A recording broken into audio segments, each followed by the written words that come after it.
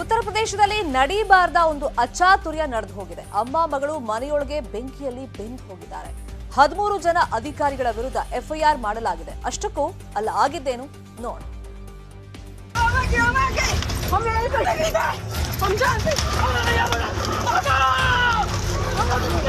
ತಾಯಿ ಮಗಳು ಮನೆಯಲ್ಲೇ ಹೊತ್ತಿ ಉರಿದು ಹೋದ್ರು. ತಂದೆಯೊಬ್ಬನೇ ಅನಾಥವಾಗಿ ಅಸಹಾಯಕನಾಗಿ ನಿಂತಿದ್ದಾನೆ. ಇಂಥದ್ದೊಂದು ಸ್ಥಿತಿ ಕಂಡು ಬಂದಿದ್ದು ಉತ್ತರ ಪ್ರದೇಶದ ದೇಹತ್ ಜಿಲ್ಲೆಯ ಗ್ರಾಮದಲ್ಲಿ. ಅಸಲಿಗೆ ಹೀಗೆ ಅಮ್ಮ ಮಗಳು ಸಾಯೋದಕ್ಕೆ ಕಾರಣವಾಗಿದ್ದು ಯಾಕೆ ಅಂತ ನೋಡೋದಾದ್ರೆ, ಅಮ್ಮ ಮಗಳು ಧಗ ಧಗ ಸರ್ಕಾರಿ ಜಮೀನು ಒತ್ತುವರಿ ಮಾಡುವ ವೇಳೆ ನಡೆದ ಘಟನೆ. ಮನೆ ಖಾಲಿ ಮಾಡುವಂತೆ ಒತ್ತಾಯಿಸಿದ ಸರ್ಕಾರಿ ಅಧಿಕಾರಿಗಳು. ಎಷ್ಟೇ ಹೇಳಿದ್ರೂ ಮನೆ ಖಾಲಿ ಮಾಡಲು ಒಪ್ಪದ ತಾಯಿ ಮಗಳು. ಮನೆ ಬಾಗಿಲು ಲಾಕ್ ಮಾಡಿ ಬೆಂಕಿ ಹಚ್ಚಿಕೊಂಡ ತಾಯಿ ಮಗಳು. ಸುಟ್ಟು ಕರಕಲಾದ 45 ವರ್ಷದ ತಾಯಿ, 20 ವರ್ಷದ ಮಗಳು.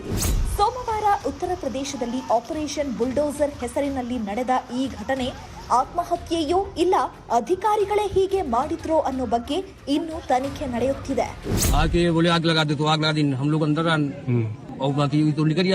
हम लोग बड़ी मुश्किल निकल पाए सब भाग गए हम घुसे अंदर तो नहीं निकाल पाए जब अंदर जितने वजन है उठा ही नहीं पाए. ದೇಶಾದ್ಯಂತ ಘಟನೆ ಬಗ್ಗೆ ದೊಡ್ಡ ವಿರೋಧ ಆರಂಭವಾಗುತ್ತಲೇ ಯುಪಿ ಪೊಲೀಸರು 13 ಜನರ ವಿರುದ್ಧ ಕೊಲೆ ಪ್ರಕರಣವನ್ನು ದಾಖಲಿಸಿದ್ದಾರೆ. ಆರೋಪಿಗಳಲ್ಲಿ ಉಪವಿಭಾಗೀಯ ಮ್ಯಾಜಿಸ್ಟ್ರೇಟ್, ಸ್ಟೇಷನ್ ಹೌಸ್ ಆಫೀಸರ್ ಮತ್ತು ಬುಲ್ಡೋಸರ್ ಆಪರೇಟರ್ ಸೇರಿದ್ದಾರೆ. Bureau report, news 18.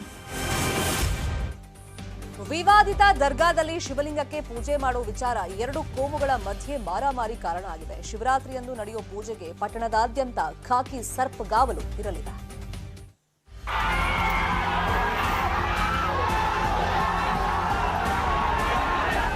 ಇದು ಕಲಬುರಗಿಯ ಆಳಂದ ಪಟ್ಟಣದಲ್ಲಿರುವಂತಹ ವಿವಾದಿತ ಲಾಡ್ಲೆ ಮಶಾಕ್ ದರ್ಗಾ. 2 ಕೋಮಿನ ನಡುವೆ ಮಾರಾಮಾರಿ, ಕಲ್ಲು ತೂರಾಟ, ಲಾಠಿ ಚಾರ್ಜ್ ಎಲ್ಲವೂ ನಡೆದದ್ದು ಕಳೆದ ವರ್ಷ. ಇಷ್ಟೆಲ್ಲ ಆಗೋದಕ್ಕೆ ಕಾರಣವಾಗಿದ್ದು ಶಿವರಾತ್ರಿಯ ಶಿವಲಿಂಗ ಪೂಜೆ ವಿಚಾರ. ಲಾಡ್ಲೆ ಮಶಾಕ್ ದರ್ಗಾದಲ್ಲಿದೆ ಪುರಾತನ ಶಿವಲಿಂಗ. ಶಿವರಾತ್ರಿ ದಿನದಂದು ಪೂಜೆಗೆ ಹಿಂದೂಗಳಿಂದ ಪಟ್ಟು, ವಕ್ಫ್ ಟ್ರಿಬ್ಯುನಲ್ ಕೋರ್ಟ್ನಿಂದ ಪೂಜೆಗೆ ಅವಕಾಶ. ಫೆಬ್ರವರಿ 18ರಂದೇ ಮುಸ್ಲಿಮರ ಉರುಸ್ ಹಬ್ಬವಿದೆ. ಫೆಬ್ರವರಿ 18ರಂದು ಹಿಂದೂ ಮುಸ್ಲಿಮರಿಗೆ ಹಬ್ಬಕ್ಕೆ ಅವಕಾಶ.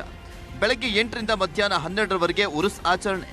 ಮಧ್ಯಾಹ್ನ 2ರಿಂದ 6 ಗಂಟೆವರೆಗೂ ಲಿಂಗ ಪೂಜೆಗೆ ಅಸ್ತು. ಒಟ್ಟು 15 ಜನರಿಗೆ ಮಾತ್ರ ಪೂಜೆ ಸಲ್ಲಿಸಲಿಕ್ಕೆ ಅವಕಾಶ. ದರ್ಗಾ ಒಳಗಡೆ ರಾಘವ್ ಚೈತನ್ಯ ಲಿಂಗ್ಗೆ 18ನೇ ಅಂದರೆ ಮಹಾಶಿವರಾತ್ರಿ ದಿನ ಪೂಜೆ ಮಾಡೋಕ್ಕೆ 15 ಜನಗೆ ಪರ್ಮಿಷನ್ ಕೊಟ್ಟಿದ್ದಾರೆ.